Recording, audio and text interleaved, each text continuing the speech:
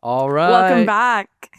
Welcome back to the number one podcast in the world of design, of course. That's what I'm claiming. Welcome back to Design Discord. I'm Fernando Mastrangelo.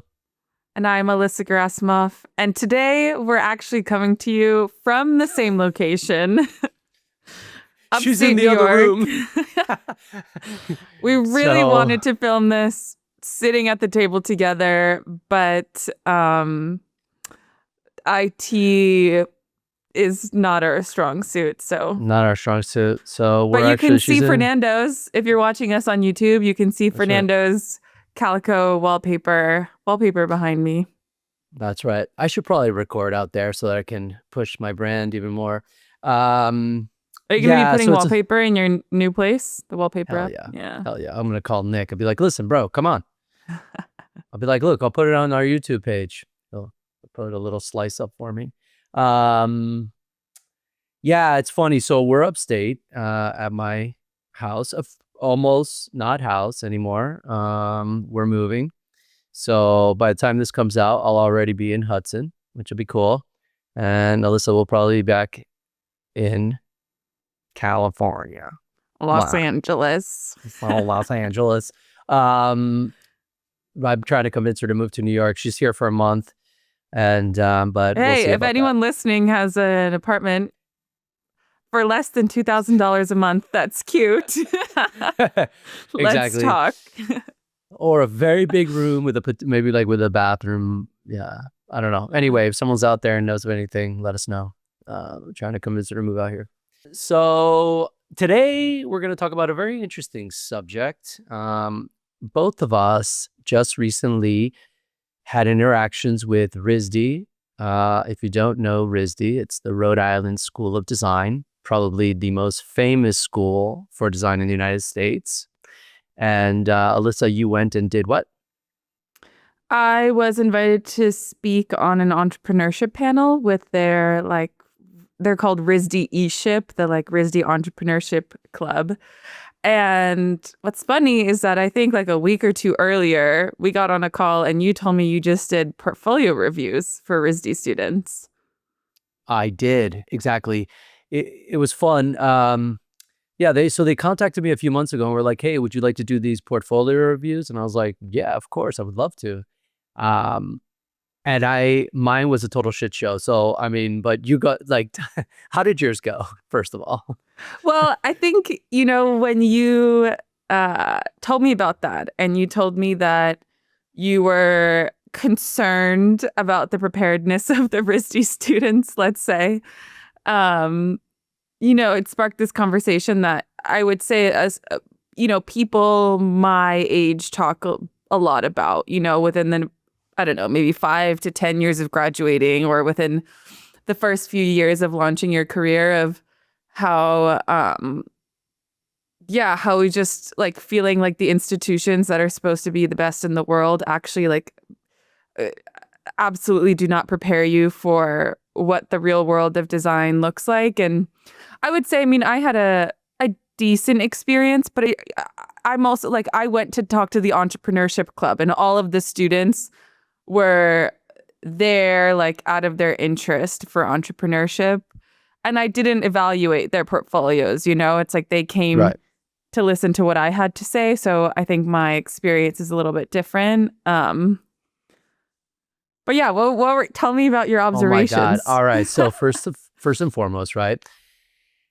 I got about 50 emails regarding this thing before we actually did the portfolios.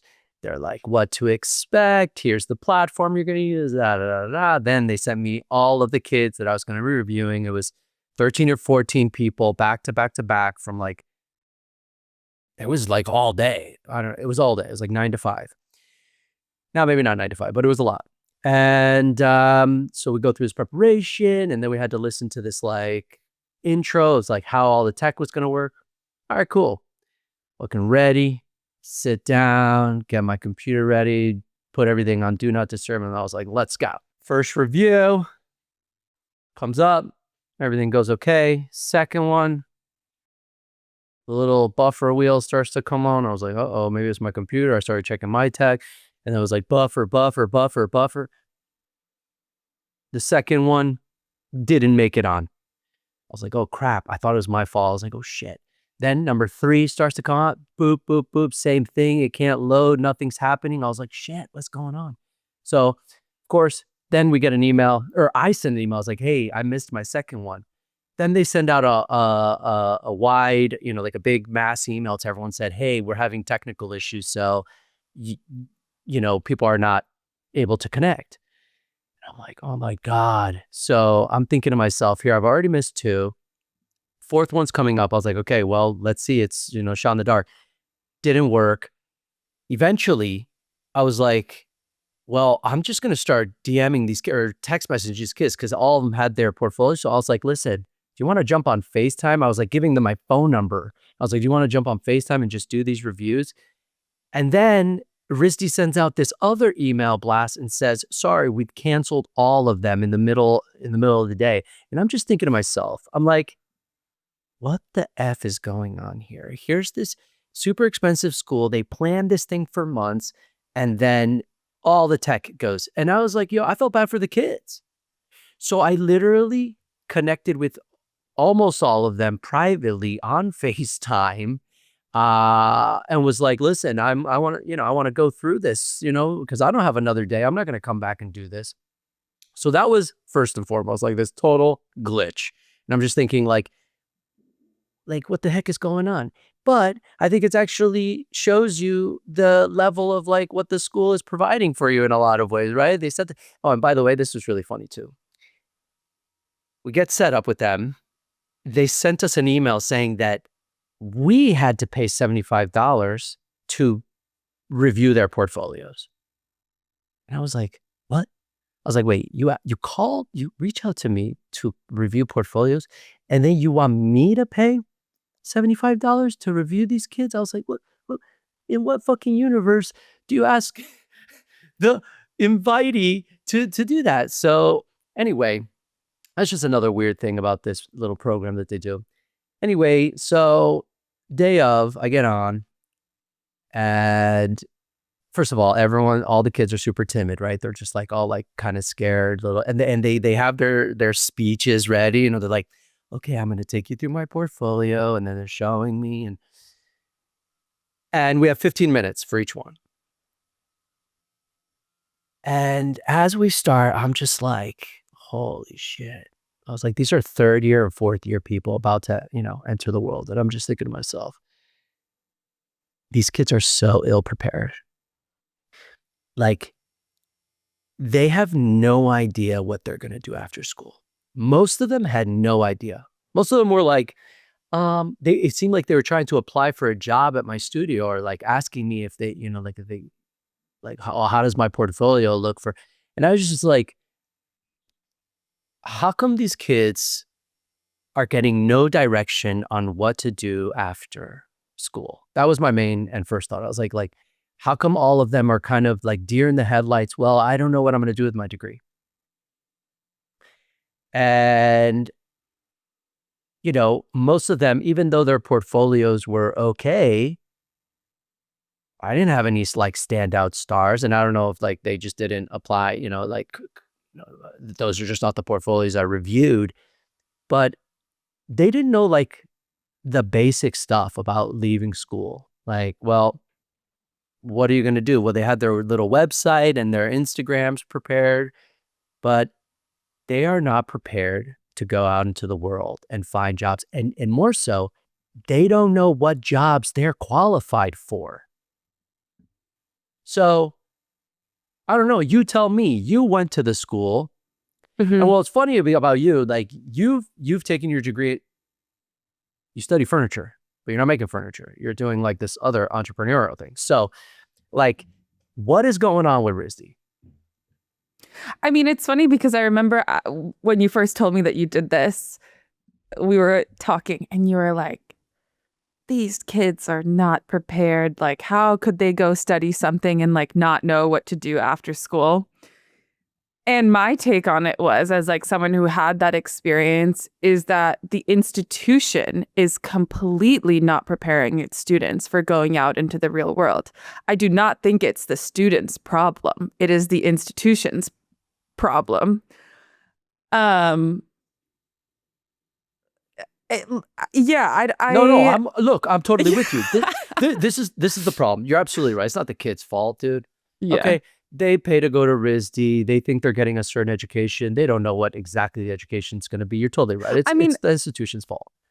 But So a few months ago, I had a call with a woman from the RISD Career Center. And I have since I started area, I reached out to RISD many times, was ignored, was not like taken seriously. And then all of a sudden, like a year later, after me like doing these multiple reach out attempts, someone actually reaches out to me. And I get on a call with her and, I show her everything. I show her the deck, the demo, tell her what I'm doing with area, what my goals are, and that one of the reasons why I'm trying to start this business is because I feel like so many people going into this career are so ill prepared and that there are not enough resources that support them. And then I start talking to her, like as someone from career services, I go, why is RISD Career Services focused solely on teaching students how to apply for like a corporate job? RISD students do not, and I told her, I was like, I know one person who I went to RISD with who has a corporate job in architecture at Gensler. And maybe architecture is, the one major where you kind of like do that, traditional hierarchy. But the like 90% of people who I went to school with are freelancers, are doing contract work, are, I don't know, fabricating for other people, totally. or are starting their own businesses. And there are zero resources at RISD within the Career Center, within any other infrastructure that tell students like how to price their work, how to find clients, how to, I don't know, apply for opportunities as an independent person or business. And literally all she could tell me, she's like, well, we don't do that here. And I'm like, what do you do? Like they're such, and then, when I think about it, like RISD's endowment is embarrassingly small. And the moment you graduate, even like while you're still in school, RISD keeps asking your parents for money. The moment you graduate, they email you asking for donations.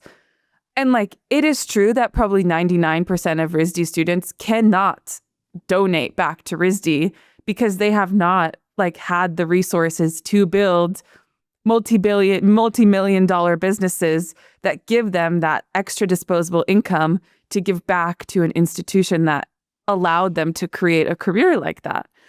And then it just feels like if you are not understanding, right, the problem like at the foundation and at the root, and then you're just trying to like scrap up like $20 from this person, $100 from this person, like, I don't know, it just feels like as an institution, like you're going to fail, Do you know what the root of all evil is in this? I'll be the root of all evil when it comes to this is a little something called tenure track. Okay. Tenure track is destroying institutions. Okay. Because what's happening is that these people are so self-serving, the teachers, they want to get their cushy ass position. They want to stay there for as long as possible. And their only goal is to get the tenure track and get their salary, and every year fight for a little bit of a higher salary without any evaluation of what they're actually doing for the children and the value that they're providing, right? So the institution has to continually charge more and more money to these students, okay? And that's why you see a massive cohort of international students at this institution because, all the kids that I reviewed were almost all international students, okay?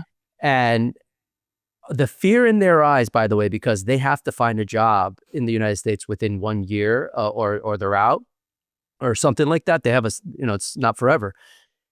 So I've seen this in my old school as well. How is it possible at my undergrad at Cornish College of the Arts in Seattle? I loved my professors. I really did. I'm not trying to talk trash, but they're still there. I went to Cornish this is going to be embarrassing, in 1998. Okay, I went to school. Long ass time ago, okay? It's the year I was born. Yeah, the year you were born, I was going to college. My professors are still there. This is the problem over all educational, institutions, and it continues to happen at places like RISD. Okay, this has to be something that changes, or else and by the way, you need teachers who are in the field.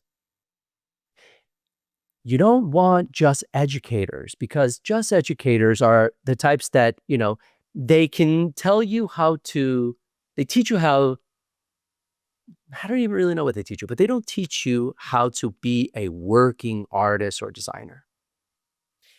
And what they do is then they bring in adjuncts, okay, and they pay them very little money.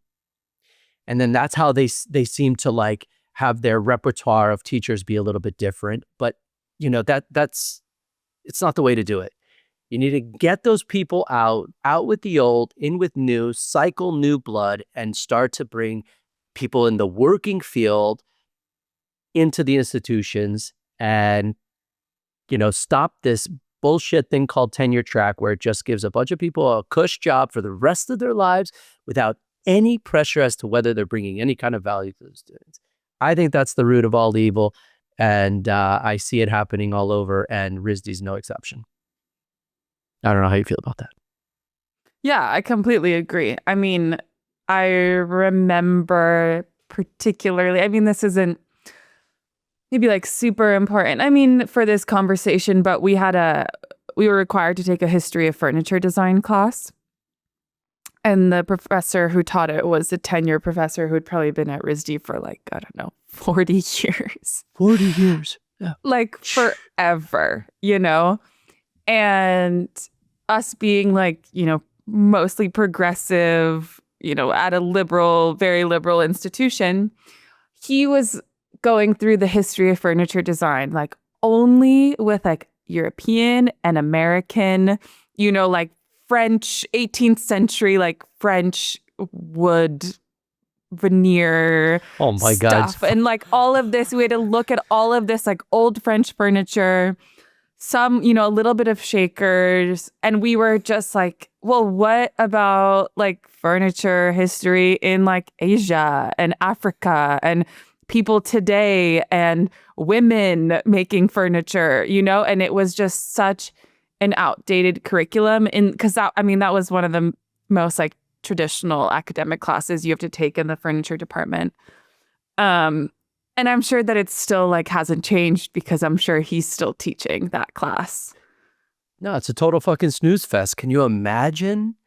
And then the problem with that type of education, that might have worked 20, 30 years ago when people didn't have screens and phones and little bits of information hitting them. But things need to change, in terms of the way they're even teaching that kind of content. First of all, okay, sure, it's fine, nice to learn about 18th century veneer or something. I don't know. Nobody does that anymore. Right, but but here's the thing. Even I just felt that the curriculum was so disconnected from reality. Correct. Sophomore year in the furniture department, we were required to take one class on batch production, and it was a group project. Or maybe it was one project in one class. It was not a class. It was one project in one class. And then you get out into the real world and you realize, everything is batch production, and you need to learn how to make your jigs, and you need to learn how to achieve a super high quality level of finish to even be able to sell something. The work that we made at RISD was not at all of sellable quality, because nobody taught us how, yes, we could come up with these cool concepts for things, but nobody, very few people made furniture that was skilled skillfully made enough to be sold to an actual buyer. Right. You know what, that reminds me of in the portfolio reviews, I had to ask them, is this real or is this rendered? And by the way, it was hard to tell on some, and most of the good stuff was just rendered. They had not executed on the fabrication of those pieces, right? So one, I know RISD's teaching a heck of a lot of good rendering skills. Okay. Now I don't know how far that goes in today's, maybe that is what, if you're going to get a job at a firm, like you basically need to know how to render everything. But that certainly doesn't translate into, like, let's say you do render your stuff, but then you need to execute on those. It's like, you need to be able to make that stuff. And like you're saying, at a high level, I think they're losing track of that in education today. It's like, and I've also seen this with personal hires. Okay. I hired a lot from RISD. I have hired a lot from RISD in my past. And I used to hire them because they knew how to make shit. They were really good fabricators. Today, they're all good renderers. What did you have to there are? I actually am a really bad renderer, and I would say I'm a pretty good maker. Yeah, I never really rendered anything. But you graduated 5 years ago, so maybe it wasn't as pervasive. I mean, as I it do is today. I still think the furniture department generates pretty good makers, but I don't think that those makers know what to do with their life. Like, I don't think they leave school like actually understanding where they should be working. Like, everyone at RISD leaves, and everyone at the time that I was graduating went to work for Katie Stout, Misha Khan, maybe a collective, like Fort Standard, Vonnegut Craft, like, and people just knew about those like handful of pipelines. And then that was kind of it. Yeah. Well, and the reality that I had to relate to a lot of these kids while I was doing the portfolio reviews was like, number one, so by the way, everyone wants to be an artist. Everyone's like, well, I kind of like the more artistic stuff. And I'm like, cool. I was like, how are you going to make a living? And a lot of them, I was like, listen, let's go through this. You're going to graduate. You want to work with your hands. You want to fabricate. Okay, well, where are you going to apply? I asked them all. I was like, who's your favorite designer today, living? They couldn't fucking answer. Okay. They selected me to choose them, and they had just looked at my work before we got on the fucking call. I was like, so you don't know so you don't even know whose studios you would apply to? I was like, so what is your deal? And then I was like, by the way, and you want to apply to those with your renderings and not your physical work? I was like, what are they going to look at? Like, I make great renderings. Well, can you make that? No, I don't really know how to make it, but I'm a fast learner. That's what everyone says. I'm like, bro, it's just not going to cut it. Not going to cut it. So there's a major gap here. And by the way, they also didn't realize that they're going to make like $20 to $25 an hour as a fabricator. And I told a lot of them, I was like, guys, I mean, like, I hope you have help from your parents, because you're not going to make a living. Like, and they're like, well, a lot of them were like, yeah, I want to move to New York. And I'm like, okay, good luck with that. So first of all, like, how do you not know who your favorite designer is? Like, yeah, I don't know. I honestly, like, I remember being in that department, and they did not tell us anything about people who are alive today. But that is insanity to me. I completely agree. Like when I left Cornish, I fucking could rattle off all my favorite artist at the time was Matthew Barney. I ended up working for him, right? But it was like Matthew Barney, Richard Deacon, David Mock, like Jessica Stockholder. When I left Cornish, I had a portfolio of people in my head that I was like, these are the people I admire. And so when I got to New York, or I got to grad school and New York, I was like, it was like a dream come true to go to art shows and see these people. Mm. So but also I wonder, how are students not asking for more Mm. from their school and professors? Like what I is the mean, mentality? asking in what? Like, I don't like, think that when you're in, it's hard though to be in school and to actually like be questioning the education you're getting at the moment. Like, I would say, I think we did question professional skills, right? Like business skills. Like when we took this class, I've mentioned it to you a few times, we call it professional practice. It was taught by someone, to me, it was taught by someone who was like, literally couldn't give a shit about what he was telling us. And the final project was like to create a website. And that is just so irrelevant. And actually, like, we can all figure that out without someone like forcing us to do it. But I think, like, apart from that missing piece, I don't know, like, you just think that you go to a school like that and that they're giving you the best education that they should be giving you. So I feel like I've just been reflecting on it a lot recently. I remember even in our creativity discussion, I was like, oh, I felt like after RISD, I didn't want to be creative anymore. And recently I was talking to someone about the critique environment, and like, I can only speak to it in the furniture department. But Yeah. I don't think that a final crit is the best way of evaluating your ability to make good work. Like, I remember there was one semester where I took 3 studios and 2 of my pieces were like absolute shit, because you're just like given this deadline and then you have to stand up there and you have to present something that you're not proud of, instead of actually like taking a deeper dive into a process you might want to explore, or like, doing different type of finishing techniques. Like, we were never actually like given time to sit with something that we were learning. Right. It was like, okay, you have a month to learn this skill, and then you have another 6 weeks to like output at like this insane capacity.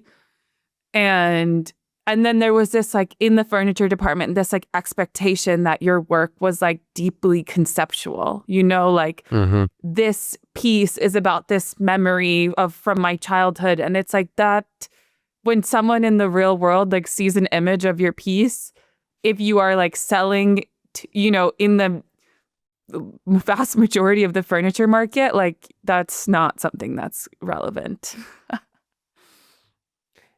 No, I know, you're right. I mean, that's for more of the artist side of things, collectible. But I also realized, like, the students didn't really understand like the difference between collectible and like fine furniture, and then like production furniture. They weren't quite sure. Like I said, everyone wants to be an artist, because if you like really ask, everyone's just like, well, I really like, and they always had the most fun. Like, I also asked a lot of the students, I'd be like, well, which piece are you like most proud of, or like that you feel it was super fun for you to make? And again, no one really jumped. I was like, oh, this one, this is where this one speaks to me. And I think that's also because of the assignments that they give, right? I noticed that everything's done on assignments. It's like, and I don't know what's the deal. Maybe you know better than me, but like, is there like a flat pack project that you need to make a fucking piece of furniture that flat packs and is able to ship? Maybe. Because like literally everyone has a flat pack, like CNC thingamajiggy. And I just think to myself, I'm like, that is not it, you know? They need to, I always feel like I can solve everything. I'm like, I need to fucking teach everybody, God damn it. I would have an awesome course, because first and foremost, it would be like, hey, you need to learn how to make something with your physical hands. Okay. I don't even want you to render. I'd rather you sketch it on a piece of paper and draw it first, and then, try to execute on it. But And then I would dive deep into like how to market that thing, right? Like, how are you going to market this thing? Yeah. Right. How do you price it? How do you price it? photograph it? Exactly. That should be the thing. Your critique should be like, all right, I made this thing. Here's how I built it. And here's how I'm presenting it. And this is how I would price this object. Yeah, that would be amazing exercise. Exactly. Maybe it's So- even beyond that. It's like, okay, this is how I price it. This is how I photographed it. Here are 10 galleries or 10 interior designers who I think would be a good fit for this type of piece. Something. That'd be awesome. Yeah. That'd be awesome, because then you have to research your target audience, which market you'd be getting into, what fairs might be helpful for you to apply to. Real world stuff that you have to do immediately as you get out of school. Yeah. And also, honestly, like how you present yourself on social media, I think should be part of how people get educated today. I just can't understand, and I blame it all on this like institutionalized academics that are in there versus practicing people. And I guess it'd be hard to get like actual practitioners to teach at school, because you're going to get $100,000 a year. I mean, that's not enough to move me to, I would do it just because I love it. But it's even, I don't think you have to totally do it full time. Like a RISD studio meets once a week. And there are plenty of people like I did have some professors, I think, who commuted from New York just to teach 1 day a week. Right. Yeah. And I think it doesn't, and whatever, I don't know how much they pay you for that, but like it is feasible to do in that kind of a capacity. Look, I'm not trying to apply for a job or anything, but I just mean that there's these gaps. I've had friends who have taught there, these courses, like you're saying, like, one-off courses, and I've spoken at RISD, I think 5 times now. I've seen how it works, and I'm not, and RISD, we're just picking on RISD because you went there, and we recently had this thing, and it is the most, prestigious design school. And, the other thing I told the kids was like, the reason you're going to RISD is because it's going to be a door opener. It's going to open any door in design. You got that little diploma, you got the RISD stamp, it will open doors. The network is huge, and the network is wide, and there have been a lot of successful people, Well, like, what is the other design school? Cranbrook? Pratt, but I don't see I guess Pratt would probably for be me number be 2. number 2. Yeah. Well, I mean, when I say Cranbrook, that's like collectible design, the graduate I believe it's a graduate Well, program I think, outside of the US, I think there's a few, like Of the Royal course. College of Arts is and probably and Doven equal, is probably. equal to RISD, yeah. I'd be so curious to compare all those schools. I and how know they're that Royal educated. College of Arts does not do business education either. No. Right. No. I don't know about Eindhoven's a little, I think their curriculum's pretty different, and I don't know. Right. Yeah, but But it's also probably not yeah. $50,000 a year. No, it's not. It's like 12. Right. Like $50,000 a year. I mean, I know a lot of kids are not leaving there with school debt. Okay, it's not the type of school that you're like, getting student aid from. I don't know. No, I don't know what the stats are on that, but I just imagine that it's not a school where people leave with like the burden of $200,000 debt, But, it's just, you got to provide value for these people. And that's what I think is lacking. And I think it goes back to this entrenched tenure track stuff. But, I think that. I mean, so the panel that I was on was hosted by these like RISD Entrepreneurship Club, all student run. And when I first got on a call with them, like before I went on this panel, they told me that they wrote in like a 30-page proposal to RISD to expand its entrepreneurship program. So that meant everything from like, new curriculum and classes and hiring new professors and, having whatever, maybe like a new space of some kind. And they pitched it to the board of trustees, I think, and they were like, "Oh, we'll consider this in future planning." Like that was their like slap in the face to them. Right. And I told you this too, and I told them, and I was like, I think you can't go to an institution like that and just ask them to like redirect their funds. I think you have to find a private funder that's gonna like specifically fund their proposal. Right. So And Brian then RISD Chesky, can't say no. right. Yeah, we're like, yo, call Brian Chesky and let's go, man. Like put a little endowment together, a little trust or whatever you want to call it out there. Yeah. And yeah. But Yeah. it's again, it's just shows like that there is such a lack of like prior. I mean, I remember when I was at RISD, there was like even the students still today are talking about it. The building that I gave the panel in was like an older building, but it was cute. And they spent like $20 million on a renovation to make it look like a spaceship. And everybody was like, who My God. the hell approved these funds to go to this? Like to some, I don't know, like aesthetic changes than to like actually, accepting a proposal like the one these students wrote up. And there's always, it feels like there's just a misdirection and misuse of funds. Totally. That happened with Yeah. Cooper Union, the greatest school in history. Cooper Union, they had a full endowment. Everyone was a full ride. And then they decided to build a spaceship of a building and it destroyed the endowment.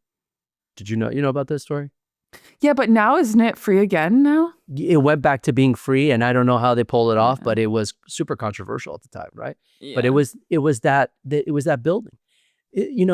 I think what happens is that they get donors give money and they're like, I want my name on a building or on a renovation or something, right? Instead of saying, well, what kind of programs can we create to actually help the students? No, I want my name on a building, and that's the thing, right?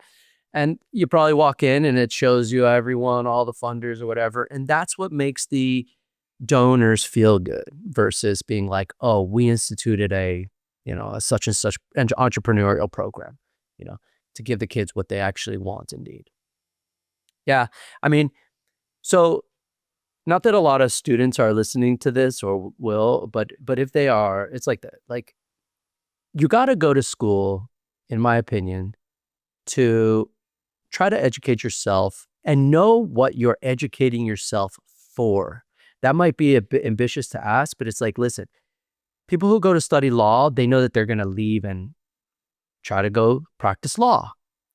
Okay, if you're studying furniture, then what do you want to do with your furniture degree? Is it that you want to go and like start a furniture company? Or is it that you want to go work for a company? At least start to process this in year 3 at least. Mm-hmm. Get your feet wet year 1 and 2, in my opinion. By 3, start to be like, okay, like what can I do with this education? What can I do? You know what I mean? And it also should be on the responsibility of the parents to be like, hey, what are you doing? You don't agree? You're like, No, I don't agree. what the heck? Well, what do you do? I don't agree. You go think to the school, you get out. No, I think the school needs to do a better job of teaching you what paths you can take. It's not going to happen. So you got to be self-motivated. I mean, it's not going to happen. Like you're saying, it's like impossible I'm to not change. saying that you don't need to have motivation. I'm just saying that I think for like I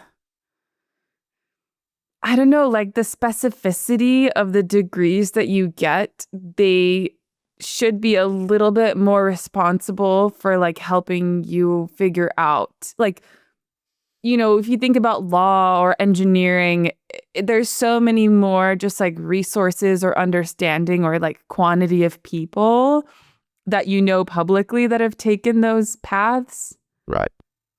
And I don't know, like even in that like professional practice class, I wish that it was like, it would have been a much better use of everybody's time.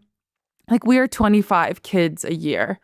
If instead of like being forced to sit in a classroom for like 3 or 4 hours a week, we instead got like, each of us got like 1 3 or 4 hour session with that professor or with a professor who sat down with us and was like, okay, what do you want to do? You That'd want to be start a nice. studio? Let's look What at you're like gonna how have your to do, yeah. portfolio is tailored to that, what you have to do. Let me show you how to open an LLC. Let's find us like some Amen, options sister. for like a Yes. studio space in New York. Let's compare pricing, and it's like, or okay, if you want to be a collectible designer, let's look at the galleries. Let's see who's graduated from this program, who's connected, who I connect. And it's like, instead, it's like we're just sitting Amen, there and they're like sister. teaching us like how to remove the background of a photo and like how to open an Instagram account. Unbelievable. You're absolutely right. That's exactly what those courses should be, and that should be integrated into every single class that you do. Yeah. You're absolutely right. And You're then right. if you want to be like a corporate person and you're like, okay, actually I am studying furniture design, but I want to like try to apply for a job at a tech company, then it's like, okay, you could figure out a way to tailor your portfolio to that. You show your process, you show how you developed an idea, maybe you show more of like systems thinking rather than like just the image of the final object. But it's like, no, none of that exists for us. Well, and the other question, right, is like, how needed is that in the market? Is that needed in the market? Are we filling jobs out there, with these educations? Like, there has to be a market to go out into, right? Like, if you're studying computer science today and you love coding and you're a great coder, you got to kind of recognize that that's going away in the near future. So like, is that a worthwhile pursuit? So if you're getting a furniture degree or an art degree or whatever, like what is the market that you're entering, and is there a need for your skills? You got to ask yourself that. I mean, I definitely think there's always a need for fabrication skills. I don't think that's going anywhere. Yeah. But, and then yeah, I mean, you better know how to run a CNC, which I think RISD might do a good job of. I think they teach kids how to do that stuff. I mean, you need to be able to do that. But overall, I don't know. I wouldn't pay $50,000 today. Thank goodness when I went to school, this is going to be crazy sounding, but it was $10,000 a year when I went to school. That's insane. And how much does it cost now, your school? I'm sure just as much as I could check, but just as much as all the rest, probably in the 40s at least, 30, 40s. Yeah. And I swear, I have I want to talk about my best portfolio review. It was a really good one. I think his name was Danny. I think, yeah, Danny. He's a sculptor. He chose me and he was like, I chose you because I like your work. And he knew my work. And he was the only one that really knew what he wanted to do. He was like, I want to go to Yale or Columbia or UCLA as a graduate student. And I was like, all right, buckle up, buddy. I got you covered. I was like, now we're talking. I was like, okay, cool. I was like, this is what you need to do. I was like, he was a third year. He had a fourth year left. So I was like, all right, buddy. I was like, look, this is a good piece. He only had like 1 or 2 good pieces in his portfolio, but they started to be something. And I was like, all right, you need to follow this thread. You need to make like 5 or 6 more of these pieces. And when I said 5 or 6 pieces, like his eyes went like, oh shit, how am I going to get 5 or 6 more done? Cause it's hilarious. Like, I was like, you need like 5 or 6 more of these. And I was like, then you need to, he had taken photographs of some of his pieces outdoors. I don't know why kids do this. They put them in nature. I'm like, bro, it's like, I can't see the fucking sculpture. It's like God believes shit around it. I was like, all right, get that out of there, put it into a white cube space or something and photograph it nice and clean. And I can see all the angles. I was like, that's Do you know that RISD doesn't even have space for photography like that? I asked him, I was like, well, there's gotta be. That's crazy. There's like some random in the photography department. There's like some random room you can rent, but like the RISD furniture department does not have a photography space. Absurd. Where do you guys do critiques then? Because you guys have to like On a like in the auditorium. In an auditorium? Yeah, like on the stage of the auditorium. Oh, weird. That's why everyone uses those stupid white paper things, and you can never Mhm. tell the scale of anything, and everything's like. Anyway, so I was like, look, Danny, fucking hammer out more of these. I was like, then obviously you apply. If you get in, I said, if you're lucky enough to get in, I was like, all you want to do is you want to go to graduate school and you want to fucking network with, you want to be friends with everybody. Mm. Meanwhile, you're in your studio 24 hours a day. You never leave and you fucking make as much work as possible. Then, as the visiting artists come in, you want to be the point person for those visiting artists. You want to pick them up from the airport or the train station or whatever, drive them around, network with them, network with everybody. I was like, those friends are going to get you places in the future. I was like, then when your thesis is ready and you present, have your eyes sight on which gallery you want, on who you can approach, people that approach you at your graduate show, and you work it. I was like, and dude, the guy was fucking lit up. Okay, he like DM'd me afterwards, being so thankful. He's like, man, that was the best. Thank you so much. It was so exciting. And I felt, and he was like juiced up. He's like, all right, I have a path. I know what I got to do. Yeah. That's what kids need, man. Like, Yeah. you want to start a company? It's like you said, you got to start an LLC. Let's look at studio spaces. How are you going to afford that? How are you going to afford $2,000 studio? Mhm. What's your plan?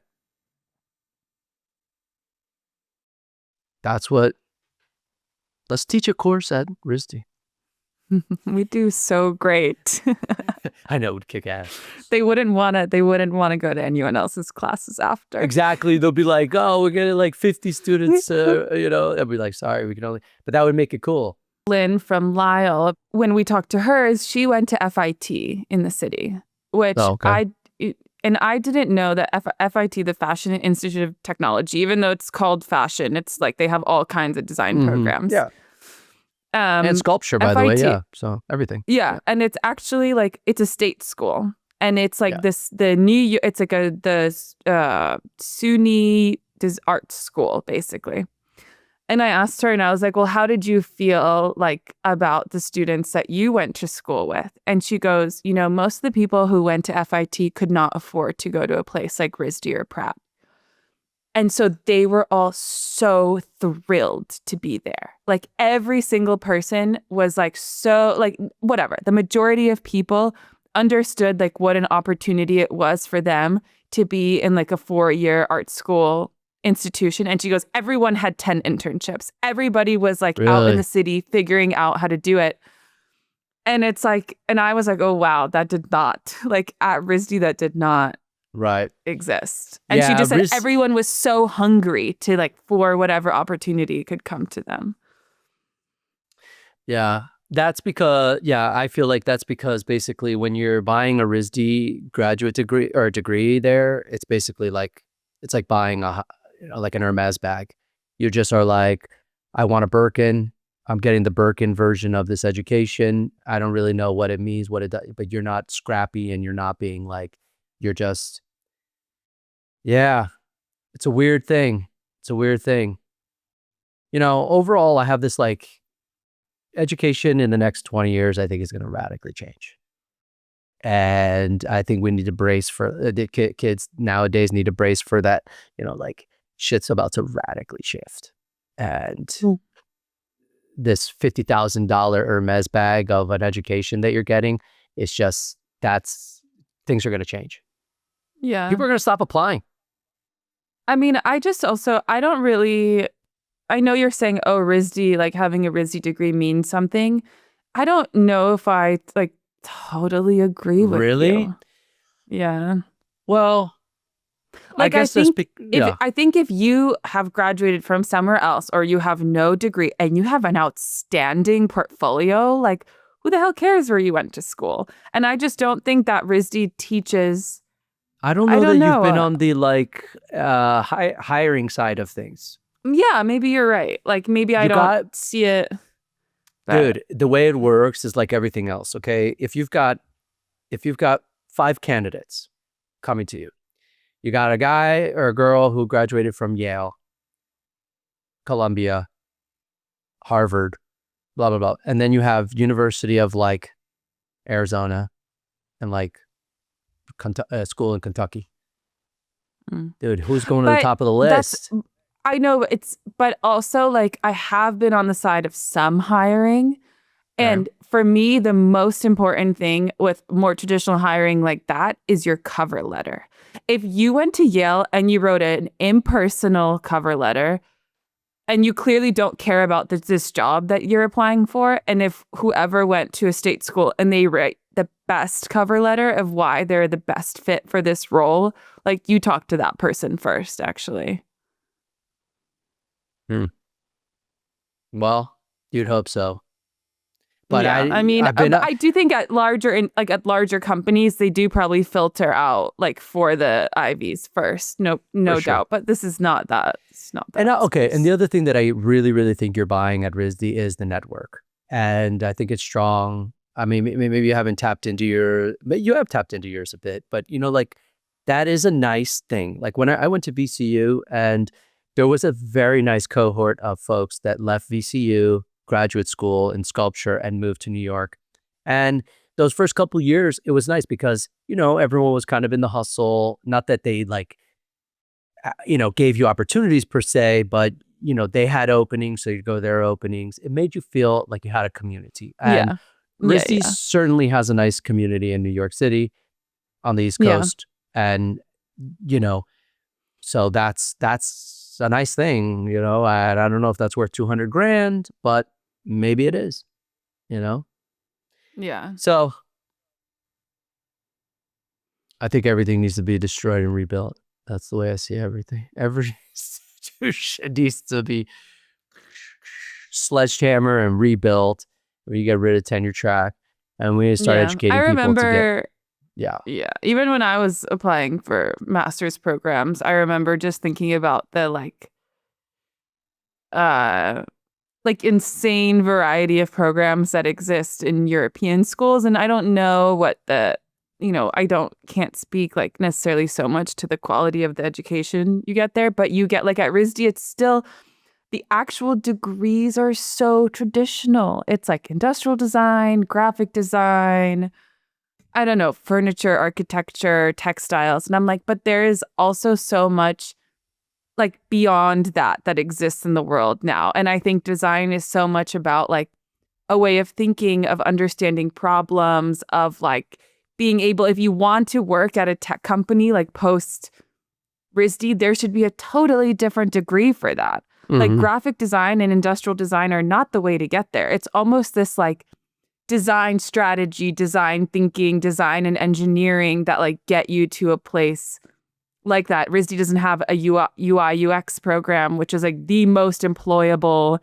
design degree or like design sector. So, well, my advice would be, if you are going to go to school, just be prepared for what you're trying to achieve after school. And if you don't have any clue of what you want to do after school, by third year, you should start wrapping your brain around it. You know, I get it. The first couple of years, kind of dip your toes into a bunch of different things. But like by third and fourth year, you should at least be focused. And because I just don't think the institutions are going to do it. So you got to be a self-motivator and get yourself out there and or start to demand that these, you know, institutions start to change, start to offer these other things. And I don't know how you do that. That seems crazy complex and hard. But if you do make money and you decide to get back, like my undergraduate has asked me for money. I have not given money, you know, to them. Just so I don't even think they have any kind of endowment or anything like that. But certainly never felt that, wow, I got such a great education here, I want to give back to them, you know? So, yeah. Well, I think we beat the hell out of that one. We beat the heck out of RISD on this. No, I'm not trying. If you need career advice, email us. Yeah, exactly. Don't go to the RISD Career Center. Yeah, and I think a lot of like if listeners here are like mostly, already in the industry, this is just going to sound like and maybe a little bit of an echo chamber of what they feel like, but I thought it was important and kind of funny that we both had participated with RISD in recent time, and so. Yeah. But look, like within 10 days of each other. I know. Well, anyway, that was a good one. Let's we'll wrap up. You know where to find us, or if you don't, search us at the top of the Design World podcast feed because we're the #1 podcast in the world for design, coming straight from LA and New York. And I guess they say if you're on Spotify, leave a review. And if you're on YouTube, leave us a comment and help us boost in the algorithm. Shout out to our sponsors, Area and Fernando Mastrangelo Studio. Thank you for all your support. Find us on Instagram at IMFM and at Area, spelled ERRIA. Love you Thanks guys. for being here.